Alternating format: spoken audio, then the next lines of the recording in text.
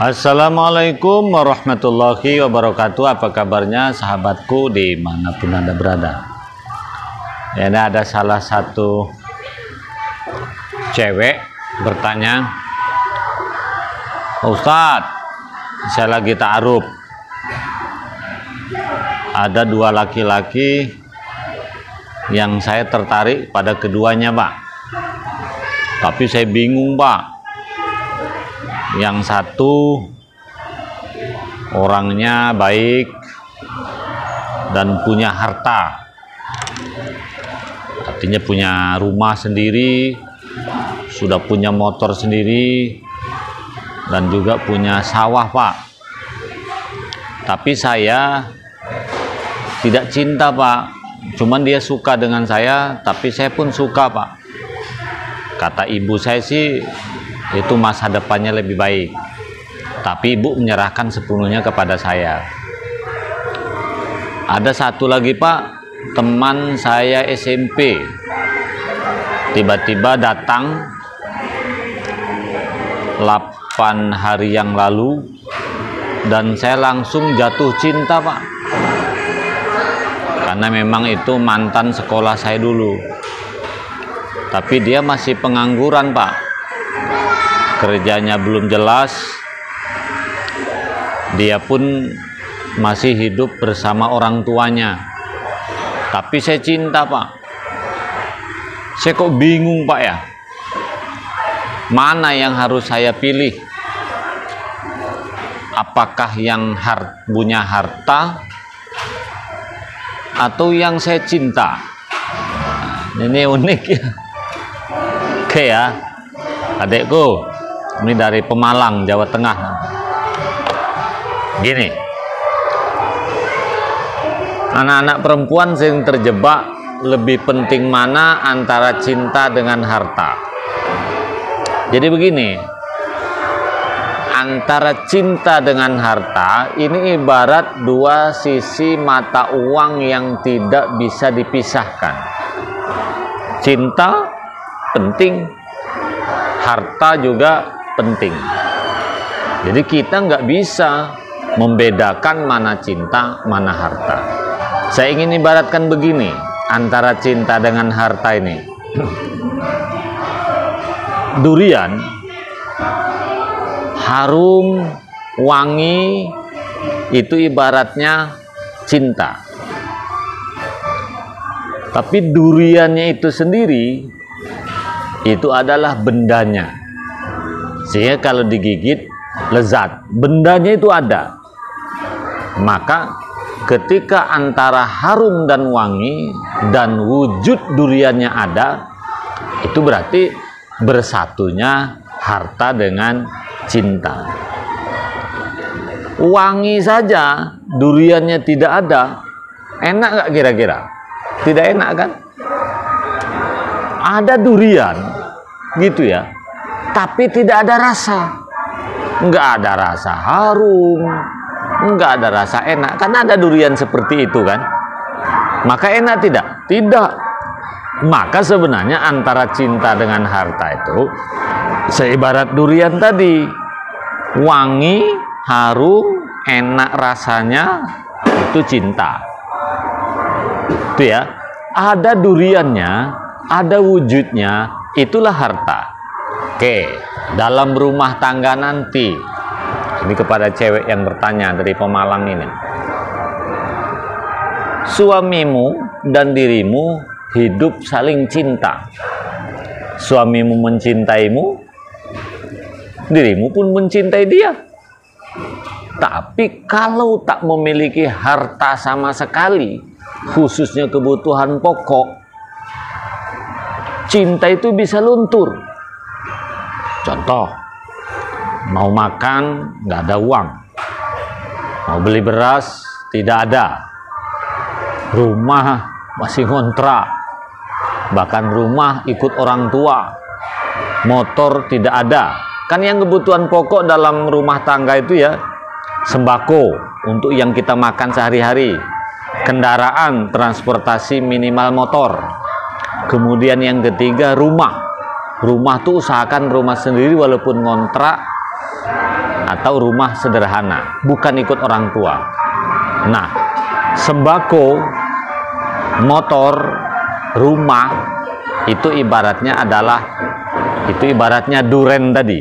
Itu adalah bendanya durian. Artinya wujudnya durian itu seperti apa? Nah, kira-kira seperti itu.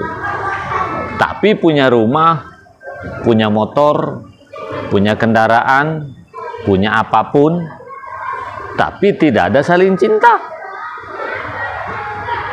tidak ada keharmonisan, tidak ada nafsu, saling curiga, tak saling menyayangi, maka punya motor ambiar, punya beras meskipun bisa masak ambiar, punya rumah ambiar. Apa ambiar kata orang Jawa tuh ya? Kata orang Jawa ambiar tuh kira-kira hampa. Kalau ibarat makan tuh nggak ada rasa. Begitu juga dengan durian tadi. Jadi punya motor, punya harta, tak ada cinta. Ibarat kita punya duren, durennya itu ada, wujudnya itu ada, wanginya nggak ada, harumnya nggak ada, kita cicip nggak ada rasa, bahkan kadang busuk baunya itu. Nah, artinya antara harum lezat dengan duren itu harus ada, baru rumah tangga baik. Begitu juga kita berumah tangga ini, cinta penting, rasa gairah romantis penting, saling menyayangi penting. Jangan dikira tak penting, tapi ingat, rasa cinta akan lebih utuh, akan lebih wujud, akan bisa kita nikmati apabila memiliki harta. Harta itu harus yang minimal, tidak harus yang maksimal. Yang maksimal itu yang saya maksud rumah mewah, kendaraan mewah, semua serba wah. Bukan itu yang kita maksud bahagia itu. Minimal waktunya makan ada, kalau tidur tak kepanasan, kalau tidur tak kehujanan, mau pergi kemanapun transportasi ada. Betul, uang memang bukan segalanya, tapi segalanya harus pakai uang. Jelas ya? Jadi khusus kepada yang bertanya, jangan benturkan antara cinta dengan harta, karena keduanya ibarat dua sisi mata uang yang tidak bisa saling dipisahkan. Lalu makanya ketika ada seorang cowok atau dua cowok, satu cinta, satu harta, mana yang diupayakan? Ya kalau bisa cari yang punya harta dan yang punya cinta, kan itu. Tapi kalau salah satunya tidak ada, nah kita ukur. Dia tidak punya cinta, saya pun tak mencintai dia, tapi dia punya harta. Nah, kita ukur, bisa nggak suatu saat kita mencintai dia? Sebab ada ilmu wong Jowo, witing tresno jalaran saka kulino. Cinta itu tumbuh karena sering bertemu. Bukankah orang tua kita dulu menikah banyak yang dijodohkan? Tidak ada cinta awalnya kan? Tapi karena setiap saat bertemu, anak sampai selosin pula. Artinya apa? Ternyata menikah tidak halus saling mencintai, tetapi saling cocok, minimal tidak saling membenci. Artinya apa? Kalau menikah tidak saling membenci, meskipun tidak saling mencinta, pada akhirnya akan saling mencintai juga, bahkan bisa punya anak banyak. Jelas ya? Oke. Begitu juga sebaliknya, kalau kita menikah dengan orang yang kita cintai, meskipun dia tidak punya harta, meskipun dia tidak punya apa-apa, kita lihat dia kira-kira suatu saat kehidupannya bakal maju apa tidak. Kalau menurut kita bakal maju, ya silahkan kita nikah dengan dia, meskipun dia tidak punya harta. Tapi kita prediksi, ini calon suami saya insya Allah bakal menemukan kemajuan. Loh, bagaimana cara mengukurnya Pak Mariono? Ya kan bisa kita lihat. Ini calon suami kita ini sregep nyambut gawe ora, kata orang Jawa. Rajin membantu orang tua, rajin membantu saudara, sayang keluarga, sayang orang tua. rajin berhidup bermasyarakat, tuh suatu saat laki-laki seperti itu meskipun dia tidak punya harta, insya Allah akan maju. Meskipun dia tidak punya harta, tapi dengan orang tuanya hormat, dengan ibunya baik, rajin membantu orang tua, dengan tetangga dia bergaul, waktunya gotong royong, dia gotong royong. Meskipun tidak punya harta, nikahi dia karena alasan cinta. Tapi kalau kita menikah dengan dia dengan alasan cinta, tidak punya harta, dan dia berpotensi susah hidupnya, enggak usah. Bagaimana kita cara mengukur laki-laki bahwa dia berpotensi hidupnya susah ke depannya? Kan gampang. Dia di rumah pemalas, tidak mau bantu orang tua, padahal bisa.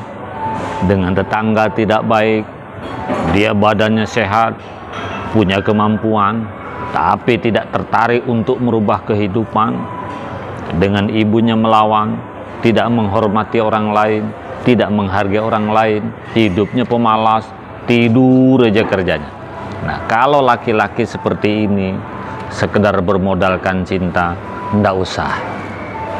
Lebih bagus kita menikah yang punya harta, tapi baik dengan ayahnya, baik dengan ibunya, baik dengan kita, baik dengan keluarga kita, baik dengan orang lain. Karena pada akhirnya kita akan jatuh cinta dengan laki-laki yang berbudi pekerti.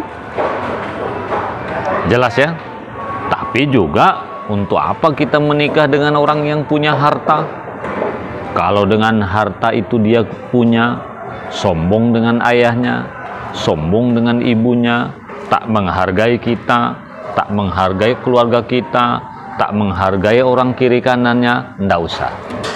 Jadi jawaban saya, antara cinta dengan harta jangan dibenturkan. Tapi kalau bisa, memang dua-duanya minimal untuk memenuhi kebutuhan pokok kita dalam kehidupan sehari-hari, dan antara kita dengan dia ada semacam kecocokan, ada semacam kenyamanan, minimal jangan saling benci. Silahkan lanjutkan ke dalam jenjang pernikahan. Insya Allah hidup kita akan bahagia, sakinah, mawaddah, warahmah. Cukup jelas ya jawaban saya kepada yang bertanya. Mudah-mudahan dapat dimengerti dan diteruskan bagaimana untuk menentukan jodohmu. Sekian, Assalamualaikum warahmatullahi wabarakatuh.